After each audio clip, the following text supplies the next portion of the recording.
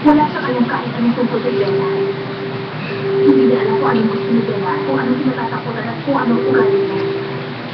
Sa tingin ko, mas dito, wala kang alam ni Bella. Okay. Sinasabi mo ba ikaw ang dapat na mag-alaga? Sinasabi ko rin na pwede mabigla si Bella. Hindi niya. Kakayanin na wala ko sa tabi niya. Pag bumigyan ko siya, hindi siya manutulog ng nagsiyahan. Hindi siya lang dapat lumaksetan sa ginagawa ko.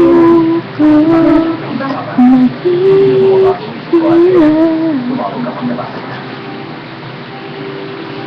Nasa akin ang lahat ng barang. Ano? Hanggat hindi tayo ng divorce, ako pa rin ang sina ni Bella. Kung hindi ito, wala na tayong dapat ang pag-usapan. Marami kong problema. Kaya huwag rin sa akin tumagpil pa.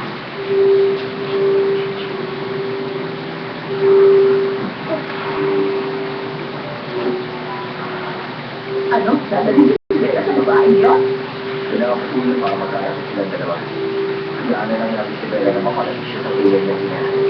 Ang kaso na, baka hindi kayo kayanin. Ako na po bahala. Dadalhin mo na si Bella ngayon. Oo, naiintindihan ko. Umuwi na rin ako. Nagdala ko yung interview. Hihintayin ko kaya.